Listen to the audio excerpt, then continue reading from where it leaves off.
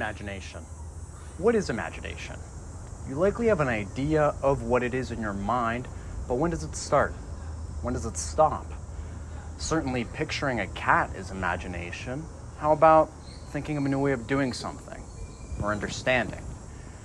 Imagination is hard to define and falls next to many other issues in the broader discussion of the mind. Philosophy of mind discusses issues like consciousness, perception, and how exactly we define what the mind is. We can roughly create three categories of thought. The materialists, which argue that everything comes down from something intangible, like the soul or God. The materialists, which believe that everything is reducible to something physical, like brain processes or physics. And finally, we have the dualists, who argue that it is neither one nor the other exclusively, but a relationship of how both interacting with one another comes to be. These are broad categories, with lots of subsections that interact with many aspects of the mind. But here, we're going to discuss how they appear in discussions of imagination over time. So, let's get started with Aristotle, 350 BC. He approaches the mind with a dualist approach, and according to his work in De Anima, we have a mind, which gives us the capacity to think based on things we believe to be true, and a soul, which is more of an abstraction, but we can equate it to our concept of perception. The soul is our collection of experiences, desires, and senses, but it is temporary because we are too. So, the soul intakes information from the world, and the mind processes it. Where does imagination fall into all of this? Well, Aristotle suggests that imagination is neither an aspect of the mind or the soul. He says that imagination is different from either perceiving or discursive thinking, though it is not found without sensation or judgment. This activity is not the same kind of thinking as judgment, for imagining lies within our own power whenever we wish. But in thinking, we are not free. We cannot escape the alternative of falsehood or truth. Following this, Aristotle also correctly notes that while perception is possible for most animals, imagination is only capable within the smarter animals of the realm. And thanks to neuroscience, we have confirmed this to be true, and now know that the brain deals with perception and with imagination in separate cognitive areas. So ultimately, what does he think? Aristotle believes that imagination is not thinking nor sensation, but seems to feel like both thinking and perception. It is different though, because we can imagine things that are not real, like picturing a unicorn, but we can't see something that is not present in front of us. We also can't engage in thought with things that we know for certain not to be true, but we can think of things hypothetically. So Aristotle gives us a great start, telling us what he thinks imagination isn't, but we still haven't really honed into what it is. Skipping forward 1,000 years, we get to Aquinas. In the year 1250, Aquinas was a religious thinker who separated himself from philosophers. All that said, he did a lot of works in topics of philosophical interest, and in this case, he responds to Aristotle's views in De Anima. While he agrees with much of De Anima, and is also a dualist, he attempts to correct Aristotle's pagan-based mentality to better fit his Christian-based mind structure. In doing so, he narrows the reach of Aristotle's imagination. We recall that Aristotle viewed imagination as a distinct capacity, separate but similar to the mind, which allows for thought, and the soul, which allows for experience. Aquinas argues that it is a sense, but an internal sense, and these internal senses are essentially different aspects of how the mind behaves. Interestingly, Aquinas classifies the 5 traditional senses, touch, smell, hearing, etc., as an internal sense. They are the cross-section of sensation and perception. In the cross-section of perception and evaluation is our capacity to perceive. Aquinas elaborates, explaining that when one is capable of retaining evaluated information, that creates memory, and as such, when one can retain sensation, they have imagination. What does this all mean in reference to Aristotle? Well, Aristotle separates imagination as a separative cognitive function, and that cognitive function is attached to some sort of mental imagery. Aquinas suggests that imagination is more of a capacity of memory, and that explains how mental imaging occurs, because it is a memory of something that we've seen. More specifically, it's a memory of the senses, and that is a part of a larger whole of four inner senses: the common sense, the cognitive sense, imagination, and memory of knowledge. Now, moving to the year 1600, Hobbes.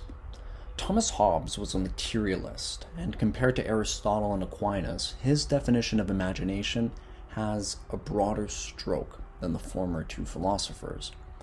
To start, Hobbes depicts imagination as a leftover sensation. After the object is removed or the eye shut, we still retain an image of the thing seen, though more obscure than when we see it.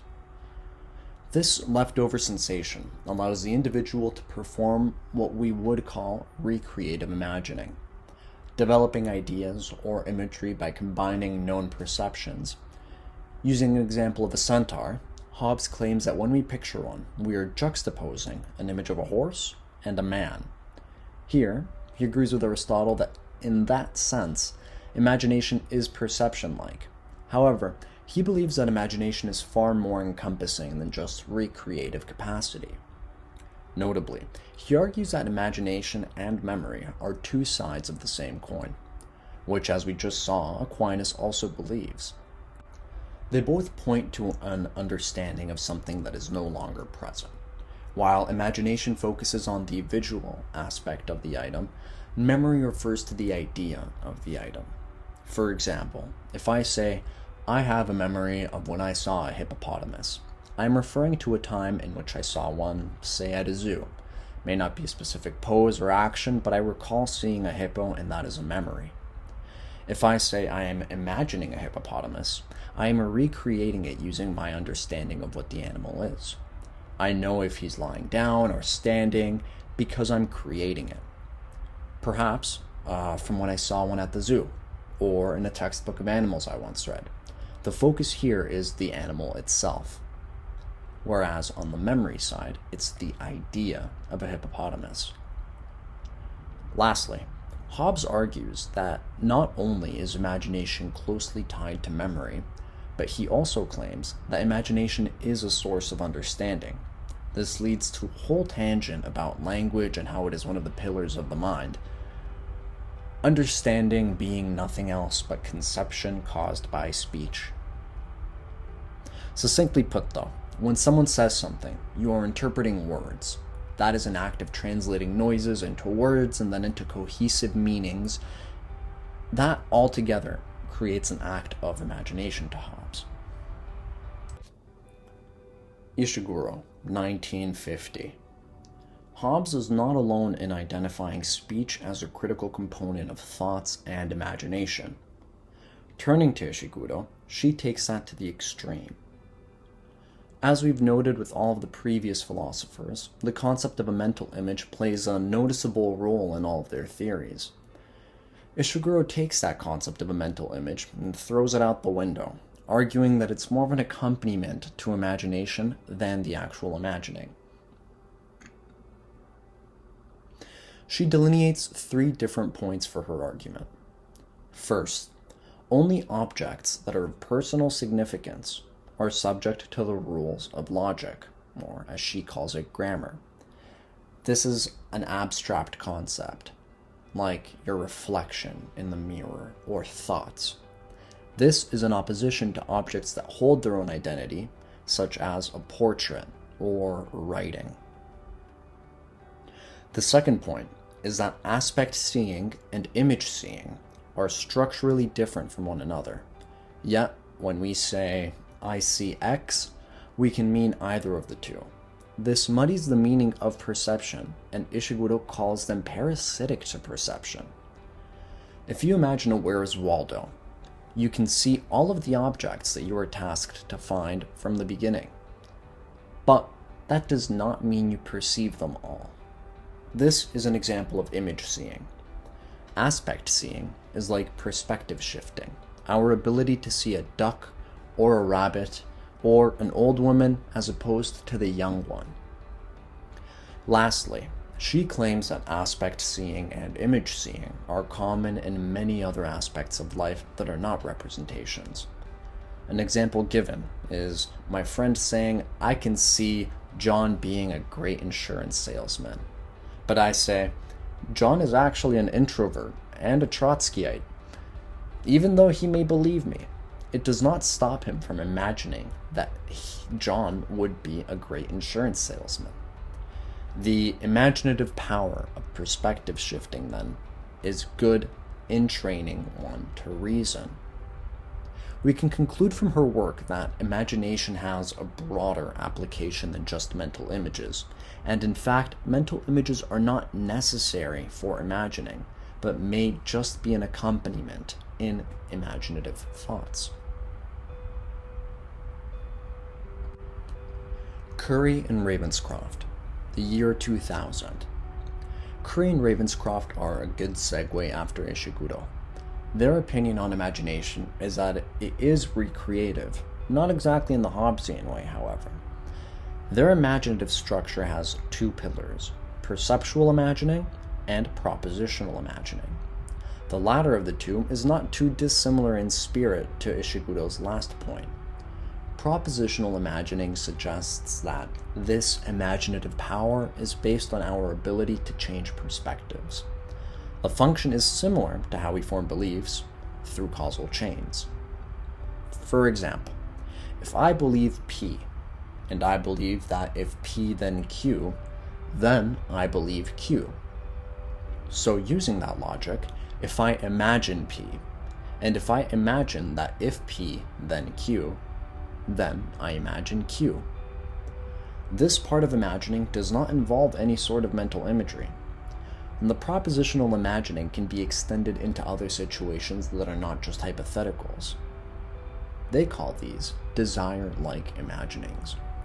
This follows from the same formula as above, but is an explanation to our emotions when engaging with fictional media.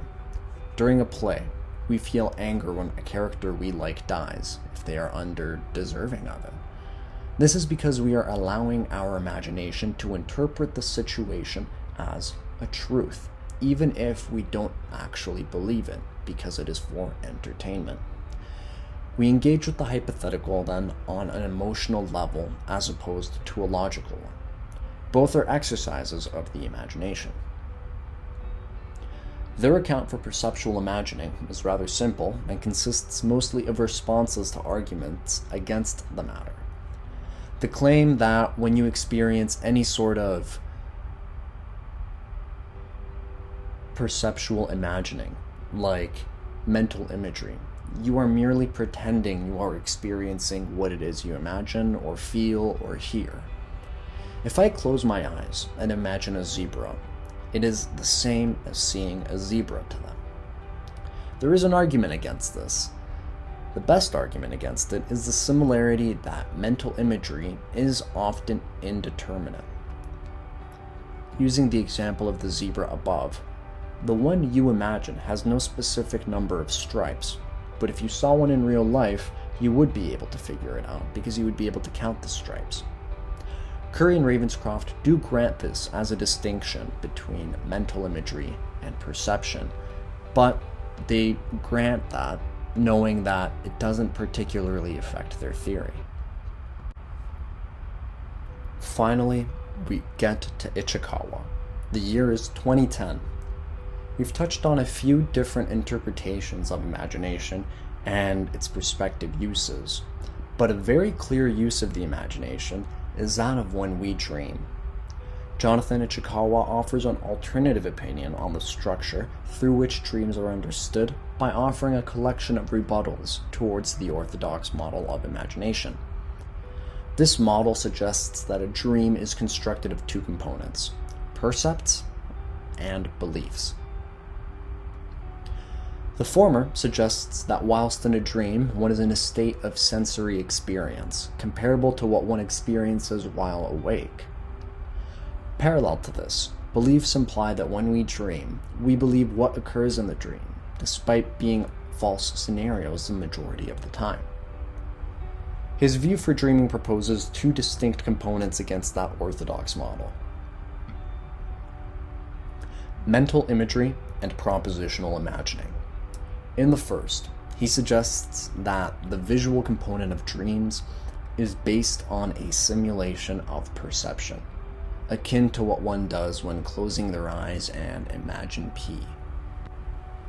This is similar to Curry and Ravenscroft's recreative imagination, which suggests that visualizing is different from seeing.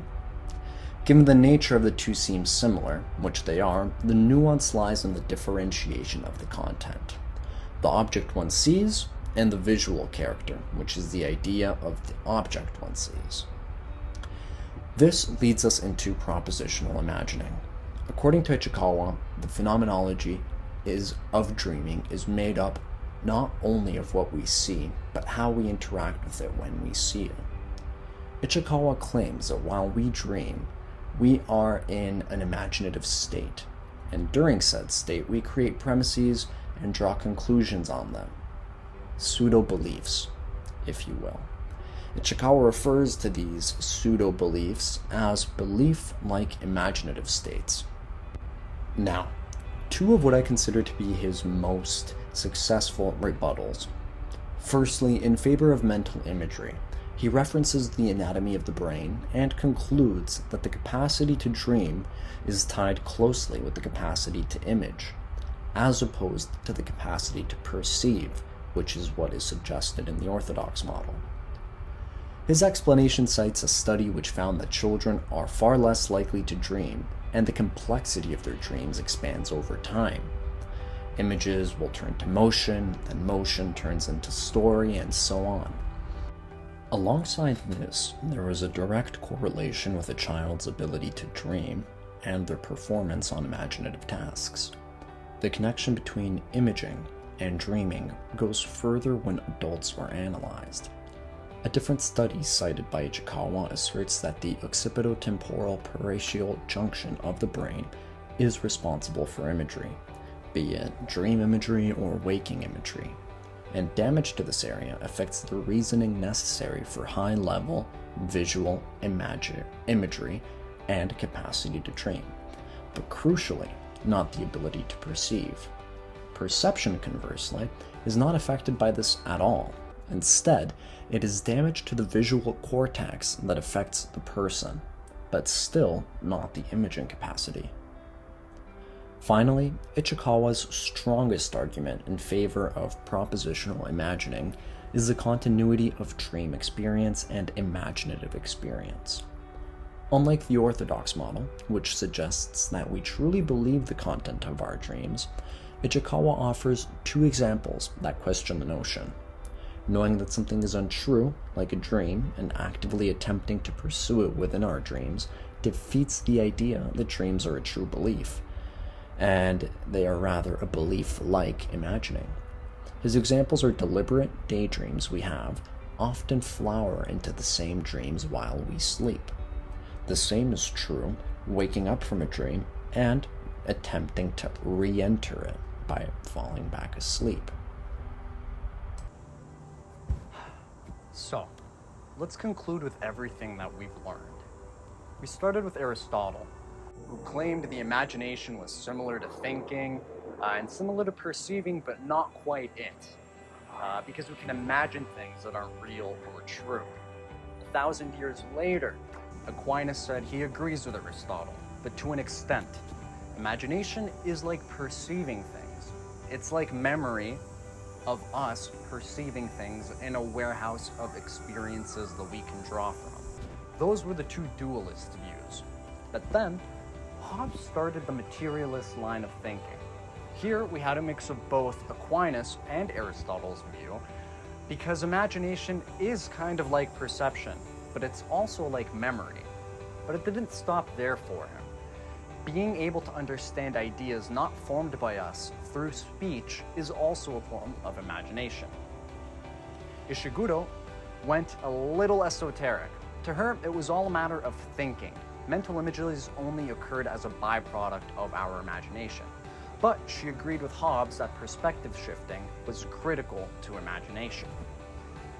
Curry and Ravenscroft had a model that was easier to follow, but had the same spirit as Hobbes and Ishiguro. We can take different perspectives, enjoy fiction, because imagining is so similar to that.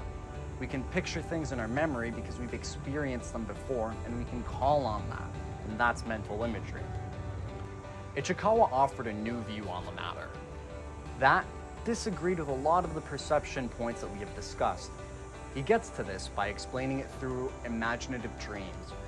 We don't truly feel like we experience the things that we do in our dreams because it's just a simulation of them. And he agreed with Curry and Ravenscroft that when we dream, we are perspective shifting as opposed to truly believing we are living our own dreams.